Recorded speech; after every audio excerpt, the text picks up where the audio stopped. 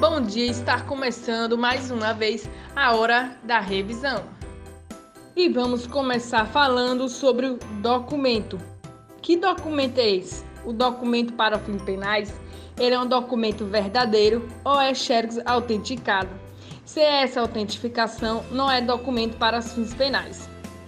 Exemplo: se você falsifica uma xerox, você não cometeu um crime de falsidade documental, a não ser que essa xerox esteja autenticada. Se não estiver com xerox autenticada, a conduta é atípica, exclui a tipicidade que falta o elemento documento. Crimes contra a fé pública. Trataremos acerca dos crimes de falsidade documental previstos nos artigos 297, 298 e 299, presentes no título 10, capítulo 3 do Código Penal, com o princípio da consulção. O delito de falsificação documental, previsto nos artigos 297, 298 e 299 do Código Penal, pode ser conceituado como o ato de fabricar ou alterar conteúdo ou forma, documento público ou particular, com a intenção de prejudicar um direito ou fato com efeito jurídico dele proveniente. Da leitura dos artigos supramencionados, depreende-se que existem dois núcleos do tipo: fabricar e alterar. Este pressupõe a existência de um documento pré-constituído, já aquele infere a criação pelo agente de um novo documento. Saluta salientar que não é qualquer falsificação ictu oculi que será considerada crime, e sim falsificações capazes de induzir outrem a erro. Ultrapassada a introdução, passemos ao exame minucioso do artigo 297. O delito predito no artigo 297 do Código Penal é o de falsificação de documento público, no qual pune-se a conduta de fabricar, no todo ou em parte, documento público ou alterar documento público verdadeiro. Neste crime, o bem jurídico tutelado é a fé pública, onde busca o legislador preservar a autenticidade do documento público. Em relação aos seus sujeitos, temos no polo ativo qualquer pessoa e no parágrafo 1º a previsão do funcionário público, o qual, prevalecendo-se do cargo para cometer este crime, terá um aumento de pena em relação ao particular. No polo passivo, por sua vez, encontramos a coletividade, a sociedade, recebendo a classificação de crime vago. Saluta a eventual participação de um particular no polo passivo decorrente de um dano eventualmente configurado. Destaque-se, haver no parágrafo 2º deste artigo, uma equiparação em relação aos documentos emanados de entidades paraestatais, sendo-lhes aplicada a mesma lógica. Para fins didáticos, conceitue-se entidades paraestatais como aquelas que funcionam paralelamente ao Estado, pessoas jurídicas de direito privado que desempenham atividades de interesse público. No tocante à tipificação objetiva, temos as condutas de fabricar e alterar como núcleos desse tipo penal. Como bem apontado a Lures, lembre-se que fabricar pressupõe a criação de um novo documento e alterar um documento pré-constituído. Dessa forma, com a multiplicidade de ações, configura um crime de ação múltipla. Em relação ao tipo subjetivo, é necessário para a configuração deste ilícito penal a existência do dolo, ou seja, a existência da intenção do agente de falsificar o documento público.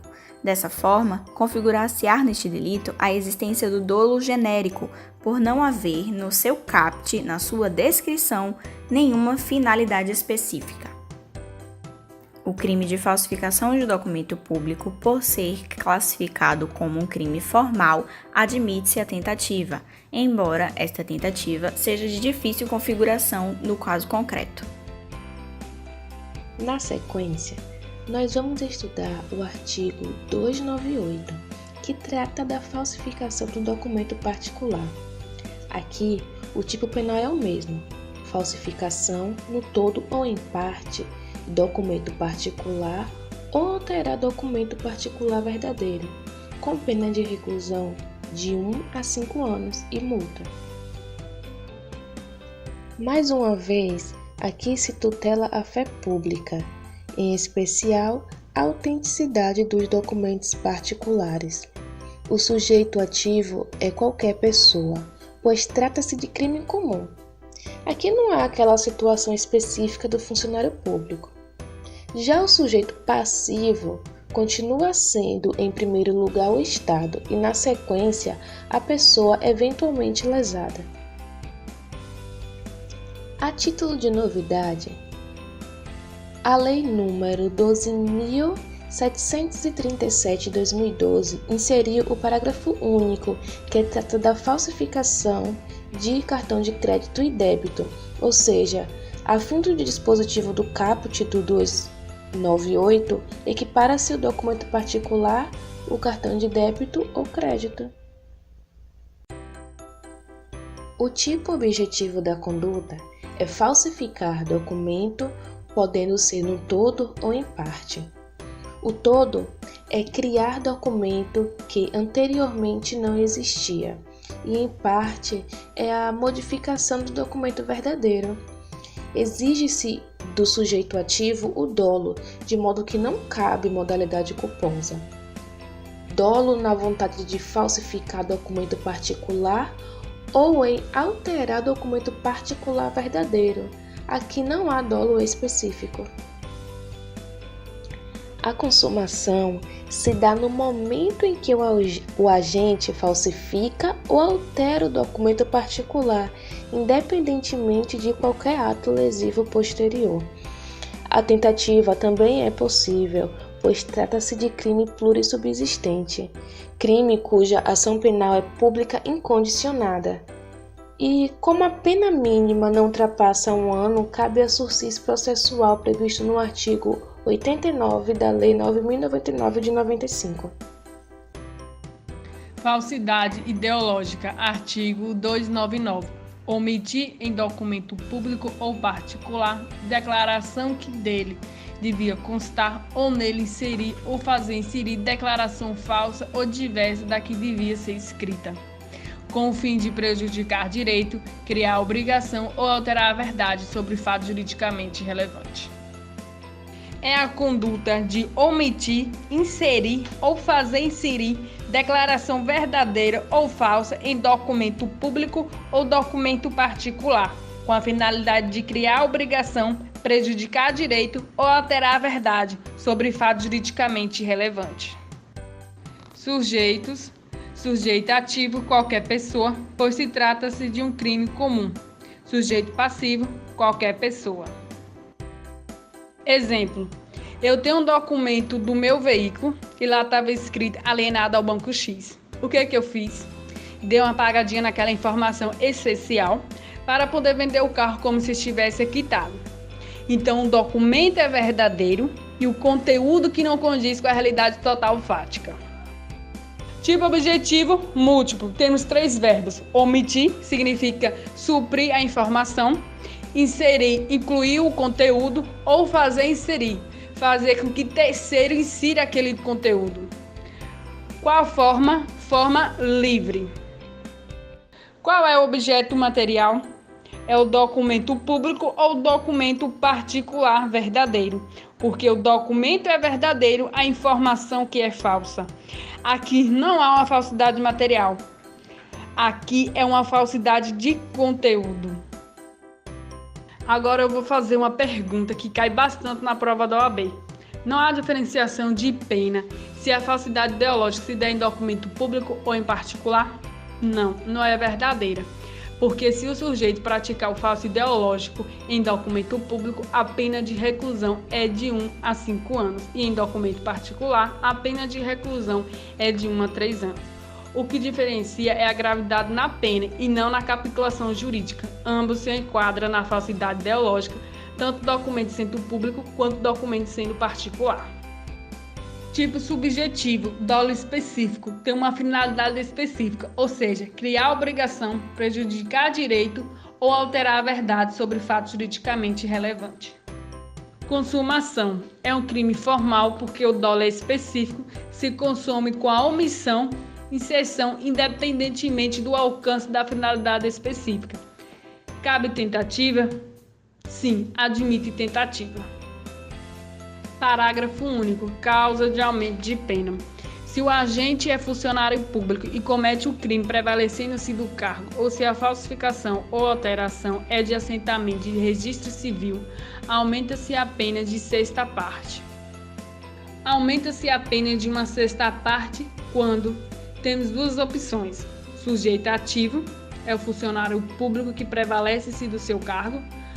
ou a falsificação de assentamento de registro civil. Registro civil são cartórios de pessoas físicas e naturais. Temos também a folha de cheque. Se a falsificação diz respeito a uma folha de cheque, vamos supor que Maria estava lá com o cheque em branco e ela colocou no cheque em branco de Marcos e preencheu R$2.000 e colocou em nominal a ela, colocou a data e ela foi lá sacar os R$2.000. Ela está cometendo algum crime? Essa conduta é uma falsidade material ou ideológica? Existem duas possibilidades. Pode ser falsidade ideológica ou material, a depender do caso. Se Marcos confiou o preenchimento do cheque a Maria, ela tinha um documento verdadeiro e inseriu a informação falsa, então é falsidade ideológica. Mas se ela achou o cheque e preencheu, aí já se torna um documento falso por si só, então passa a ser uma falsidade material. No que tange ao princípio da conjunção, ele se caracteriza pela absorção dos crimes menos amplos e graves pelos mais amplos e de menor gravidade para evitar o bis in idem. Para grande parcela da doutrina brasileira, o princípio da conjunção encontra-se evidenciado em duas hipóteses. Primeiro, quando um crime é meio necessário ou fase de preparação ou fase de execução de outro crime. Segundo, nos casos de antefato e pós-fato impunível. Darei um exemplo. No crime de estupro, previsto no artigo 213 do Código Penal, além do tipo penal objetivo cópula vagínica ou qualquer ato obsceno mediante violência ou grave ameaça, se acaso houver comprovação de lesões corporais, previsto no artigo 129, este será absolvido.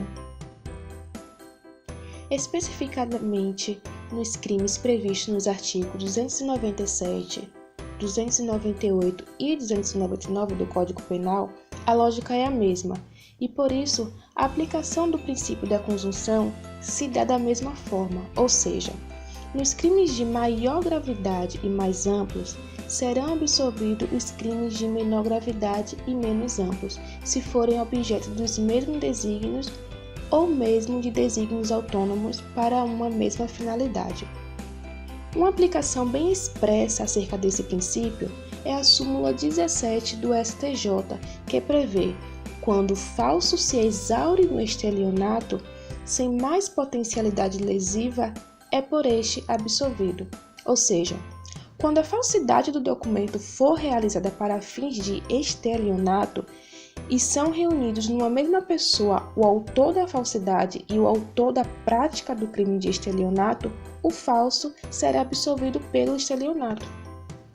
Da leitura da emenda supracitada, depreende-se que há possibilidade de aplicação do princípio da conjunção ao crime previsto no artigo 299 do Código Penal, de modo que a apropriação indébita prevista no artigo 168, do mesmo diploma legal, por ser crime fim, absolveu o crime meio, que no caso é a falsidade documental. De acordo com Greco, cabe também a absorção do crime de falsidade documental se tiver como crime fim o uso de documento falso e estelionato.